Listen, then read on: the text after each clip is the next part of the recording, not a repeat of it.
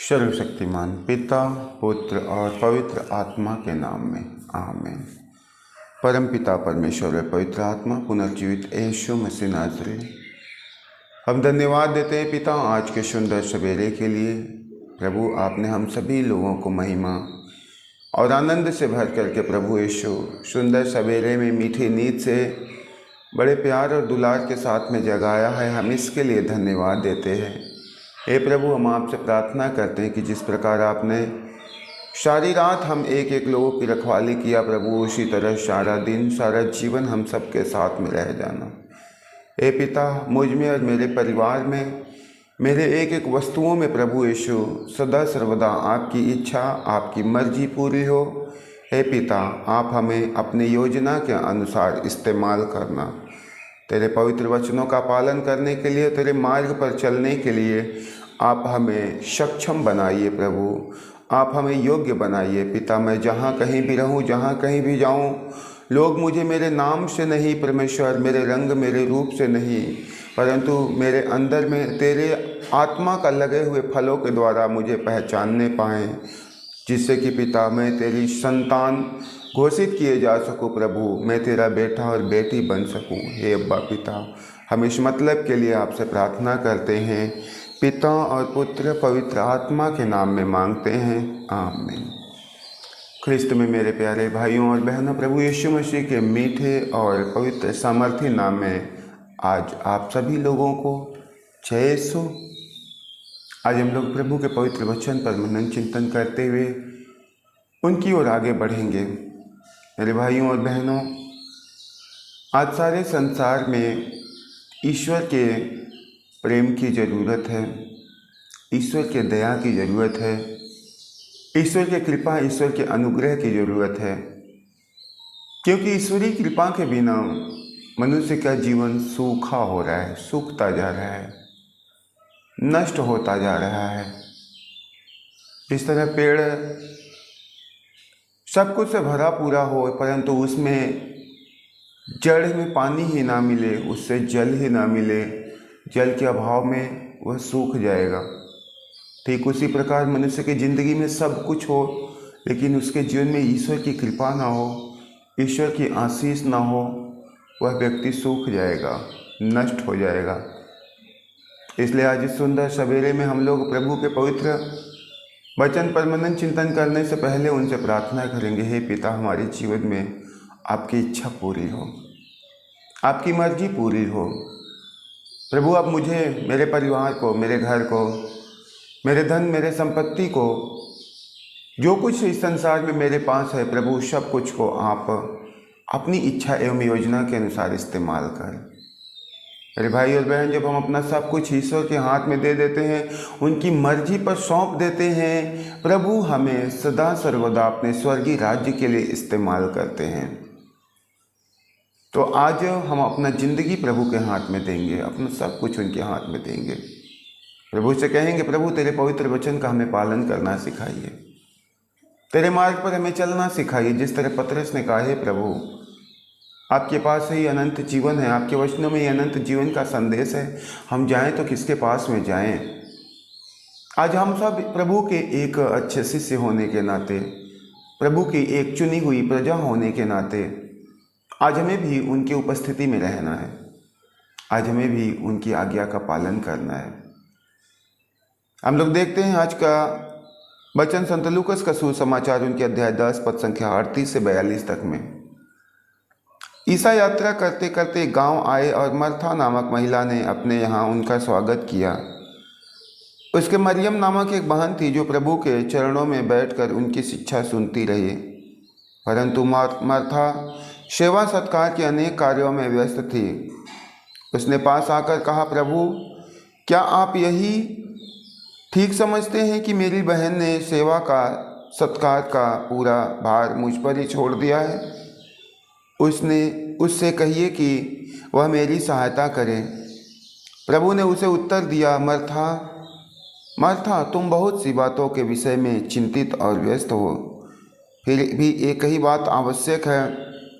मरियम ने सबसे उत्तम भाग चुन लिया है और वह उससे नहीं लिया जाएगा। ख्रिस्त में मेरे प्यारे भाइयों और बहनों, हम लोग प्रभु के पवित्र वचन पर मनन चिंतन करते हैं।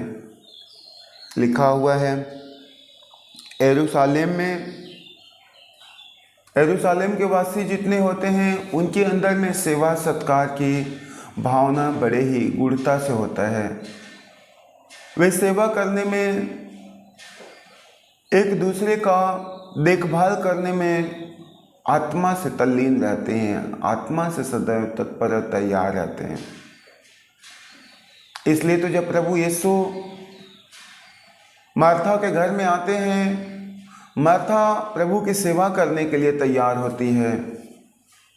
मार्था प्रभु के जरूरत को पूरा करने के लिए प्रयत्नशील होती है और वह प्रभु के पास में आती है। प्रभु देखिए ना, ये जरूरी है कि एक अतिथि की कैसे सेवा की जाती है। मेरी बहन भली भांति जानती है, मेरी बहन इस बात को अच्छी तरह से समझती है कि एक अतिथि का कैसे सेवा किया जाता है, लेकिन फिर भी इसने सेवा का सारा जिम्मेदारी, सारा भार मुझ पर छोड़ दिया है।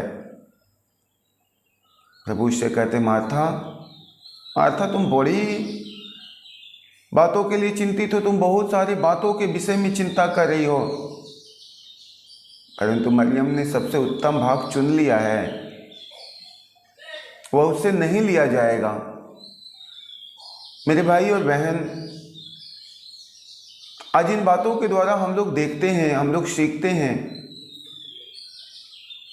कि वह मार्था जो अपने बहन के साथ हमेशा रहती है, हमेशा उसके साथ में संग संग उठना बैठना रहना सारा काम होता है, तो जब उसके घर में अतिथि आते हैं तो स्वयं वह चाहती तो अपने बहन से कहती कि चलो मेरे काम में मेरा हाथ बटाओ, लेकिन नहीं, और प्रभु के पास जाती। प्रभु देखिए ना, इससे कहिए कि यह सेवा के कामों में हमारी सहायता, हमारी मदद करे। मेरे भाइयों और बहनों, यह इसलिए हुआ क्योंकि मरियम प्रभु की सुनती थी, प्रभु को सुन रही थी, प्रभु को सुनने के लिए उनके पैरों के पास में बैठी हुई थी। और मार्था ये अच्छी तरह से जानती थी कि मरियम मेरी नहीं लेकिन प्रभु की जरूर सुनेगी, इसलिए उनसे कहती है। प्रभु कहते, मार्था तुम बड़ी बातों के लिए चिंतित हो, तुम बहुत सारी बात के लिए चिंतित हो, लेकिन मरियम ने सबसे उत्तम भाग चुन लिया है, और वह सबसे उत्तम भाग है प्रभु की उपस्थिति में रहना। वह सबसे उत्तम भाग है प्रभु को सुनना, वह सबसे उत्तम भाग है उनकी आज्ञा का पालन करना, जो मरियम कर रही है, और इससे यह नहीं लिया जाएगा।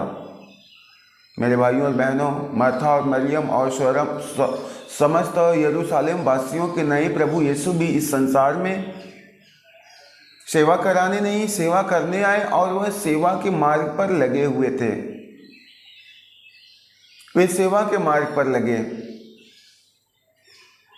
जहां कहीं भी जाते एक दूसरे की सेवा करते, एक दूसरे की सहायता करते, मदद करते।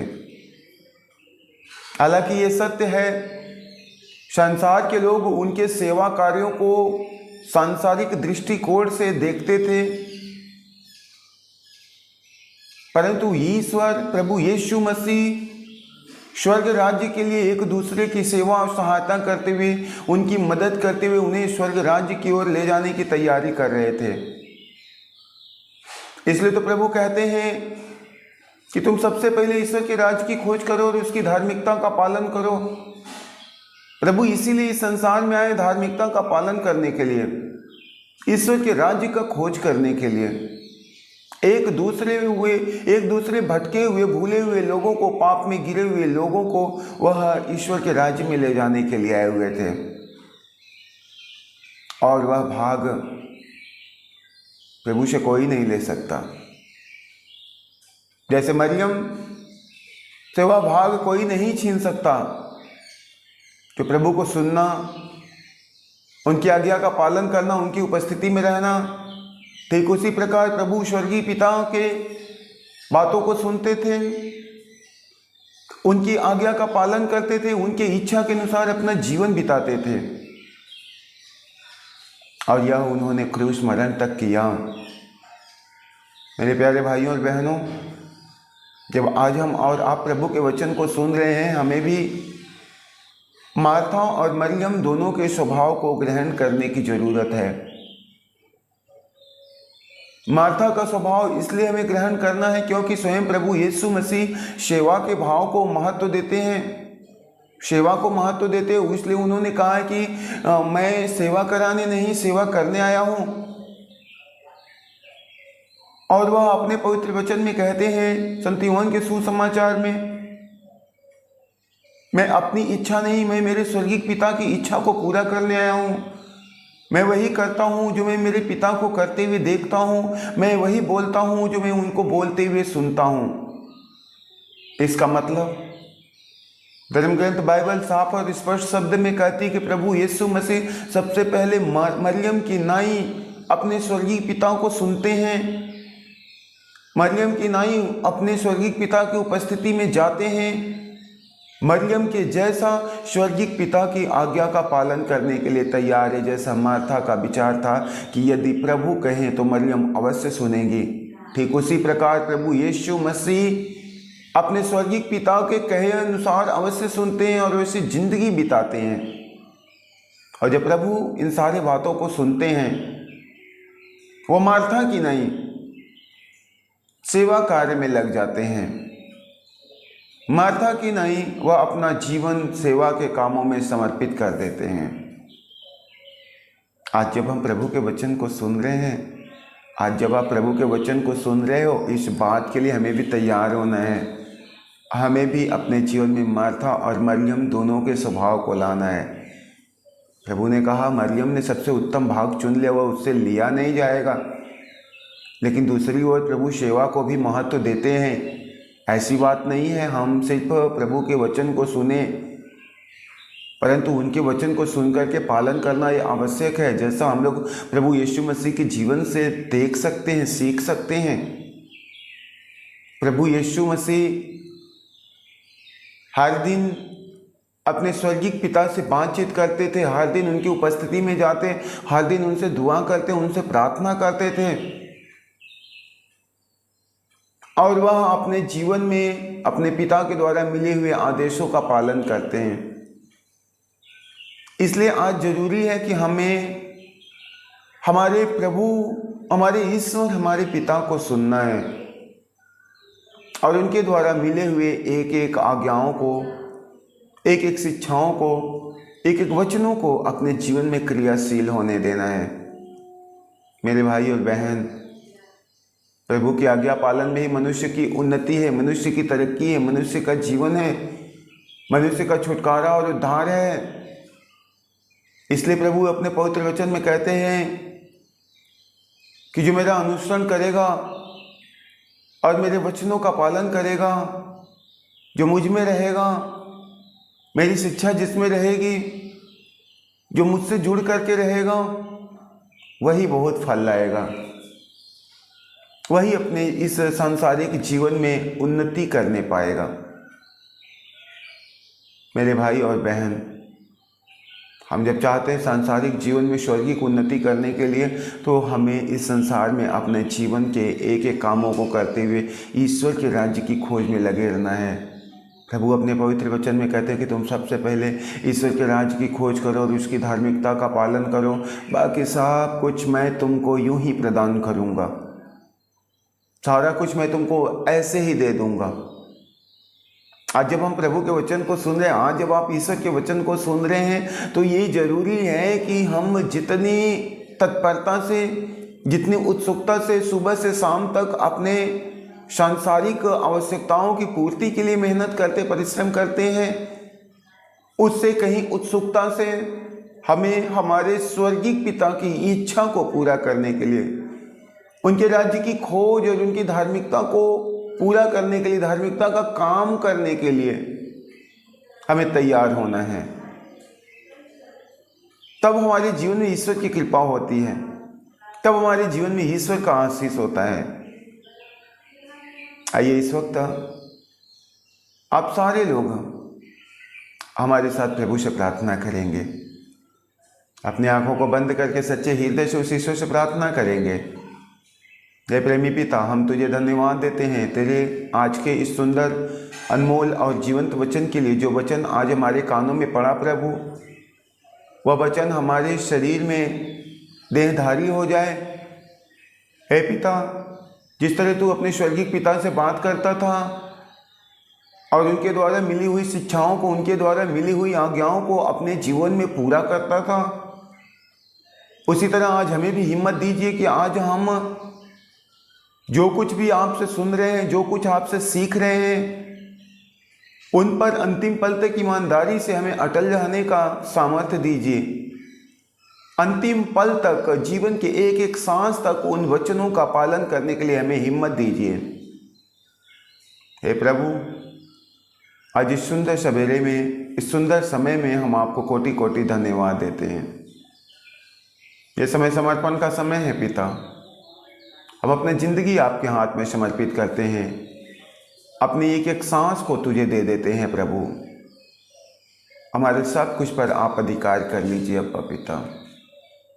हे प्रभु, जैसे सुंदर सवेरे में आपने हमें शुद्ध और पवित्र मन से जगाया पिता, हमारे मन में न तो क्रोध था, न बैर, न द्वेष, न जलन, न बुराइयाँ थी प्रभु, सिर्फ और सिर्फ एक नया जीवन था। ठीक उसी प्रकार प्रभु यह नया जीवन हमारे इस सांसारिक जीवन में बराबर बना रहे प्रभु, जब तक मैं तेरे स्वर्ग राज्य में न पहुंच जाऊं। तू हर दिन हमें नया करते रहना पिता। हे मेरे ईश्वर, आप सर्वोच्च हैं, सर्वशक्तिमान हैं, आप दया के सागर है, करुणा के सागर है प्रभु। मैं तेरे पावन चरणों में अपने घर, अपने परिवार को समर्पित करते हैं, अपने पूरे मंडली और पूरे कलीसिया को सौंप देते हैं पिता। हम समस्त संसार को आपके हाथ में समर्पित करते हैं प्रभु। आप सभी लोगों को अपने अधिकार में करना, एक एक लोगों को अपने अधिकार में करना पिता। आज संसार से दुख और तकलीफ निकाल देना, नफरत और बदले की भावनाओं को मिटाना, सारे जलन को, सारे गुस्से को, लड़ाई और झगड़े को, क्रोध को निकाल देना प्रभु। आज सारे संसार में स्वर्गीय प्रेम होने पाए। विशेष करके आज एक एक जरूरतमंद लोगों को तेरे हाथ में समर्पित करते हैं। जितने लोग इस समय रोगी और बीमार हैं, जितने दर्द और पीड़ाओं में हैं, चिंताओं में हैं, परेशानियों में हैं, आज उन सब पर अपनी कृपा भरना।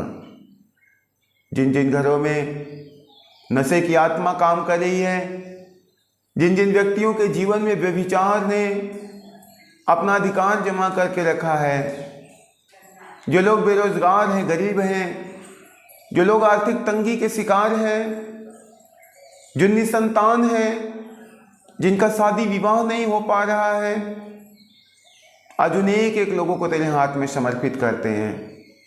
जो लोग कोर्ट कचहरी के चक्कर में पड़े हुए हैं, मुकदमा लड़ रहे हैं, तारीख पर तारीख देखते देखते थक और हार चुके हैं, हे प्रभु, आज उन सबों को तेरे हाथ में समर्पित करते हैं। जितने लोग प्रेम के अभाव में सूख चुके हुए हैं, टूट चुके हुए हैं, जो लोग अपने जीवन को समाप्त करना चाहते हैं, अपनी हत्या करने की योजना बना रहे हैं, उन सब को तेरे हाथ में समर्पित करते हैं पिता। आज उन एक एक लोगों को आप अपने पवित्र आत्मा से भरना, एक एक लोगों को अपनी कृपा, अपने आनंद से भरना। हे प्रभु, आपका पवित्र वचन कहता है, मनुष्य के लिए जो कुछ असंभव है, मेरे लिए सब कुछ संभव है। पिता, ये सत्य है, मनुष्य कुछ भी नहीं कर सकता। जब तक आपकी इच्छा न हो, आपकी मर्जी न हो, मनुष्य कुछ भी नहीं कर सकता है। इसलिए आप एक एक लोगों पर अपनी कृपा उंडेलना, एक एक लोगों पर अपना सामर्थ्य उंडेलना प्रभु। लोग जहाँ कहीं भी रहे, तेरे पावन आत्मा से भर करके सुरक्षित रहे प्रेमी पिता। जैसे आपने सारी रात सबको संभाला प्रभु, उसी तरह सारा दिन एक एक लोगों को संभालना पिता।